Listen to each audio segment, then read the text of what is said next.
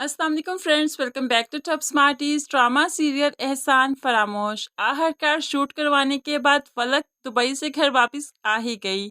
यहाँ पर आई तो कबीर भी ऑफिस गया था, इसलिए कुछ देर रिलैक्स किया। तो कबीर जब रात को वापस आया तो फलक को देखकर उसको बहुत गुस्सा आया। तो वो गुस्सा दिखाते हुए फलक से कहने लगा, तुम मुझे बगैर बताए कहीं कैसे जा सकती हो, वो भी इतना दूर, इस हालत में दुबई तक पहुंच गई। तो फलक उसके गुस्से को ठंडा करने की कोशिश करते हुए कहने लगी, मैं आपको बताकर तो गई थी, आपको वो नोट नहीं मिला क्या? कबीर को तो और भी ज्यादा गुस्सा आ गया। वो नोट लिखकर तुम मुझे लिखकर बता गई कि तुम दुबई जा रही हो। ऐसा तो कोई अपने माँ बाप के घर में भी नहीं करता जितना तुमने मेरे साथ बुरा किया। कबीर का गुस्सा देखते हुए फलक ने सोचा, इसे मोहब्बत से मनाने की कोशिश करती हूँ, क्योंकि मोहब्बत से ये मान ही चाहता है। इसलिए तो उसकी तरफ बढ़ने लगी, उसे अपनी तरफ माइल करने लगी। तो कबीर को आज बहुत गुस्सा था, तो कहने लगा, अभी कुछ बात मत करना, अभी सिर्फ मेरी बातों का जवाब दो।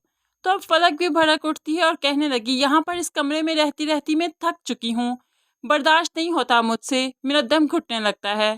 तो अब कबीर ने भी बहुत ही गुस्से में अपना फैसला सुना दिया, लेकिन अब तुम्हें यहीं पर रहना है, इस घर में मेरी इजाजत के बगैर तुम कहीं नहीं जा सकती। फलक तो अब गुस्से से सिर्फ कबीर को देखती ही रही। दूसरी तरफ हमजा और नवाल ने मिलने का फैसला किया।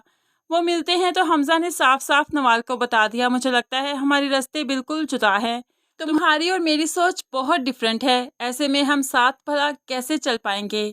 तो नवाल भी तड़प जाती है, अपनी मोहब्बत का एतराफ़ करते हुए कहने लगी, हमजा मैंने कभी भी तुम्हें तकलीफ पहुंचाने के बारे में नहीं सोचा।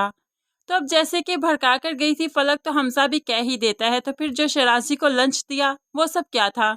मुझे तकलीफ ही तो दी है, और क्या किया?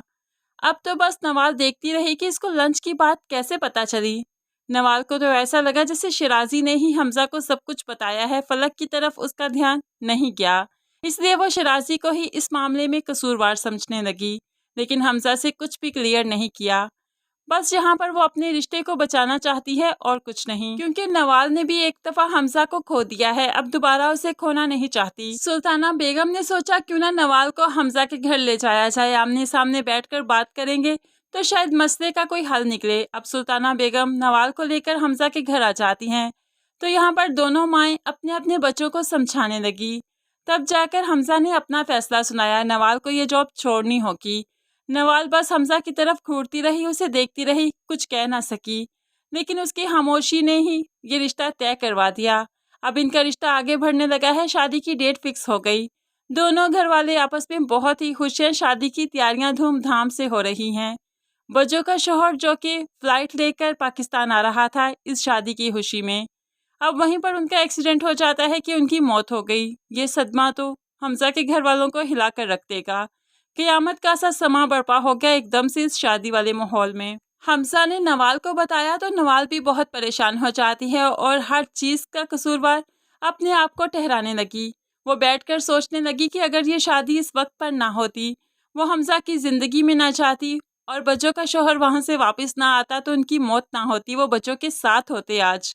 इस तरह वो इस मामले का जिम्मेदार खुद को ठहराती है, बच्चों की शौहर की मौत का जिम्मेदार खुद को ठहराती है। आलिया भाभी और फलक भी ताज़ियत के लिए नवाल के पास आते हैं। आलिया भाभी तो उसे तसल्ली देने लगी, लेकिन फलक ने जले कटे लफ्ज़ कहना शुरू कर दिए।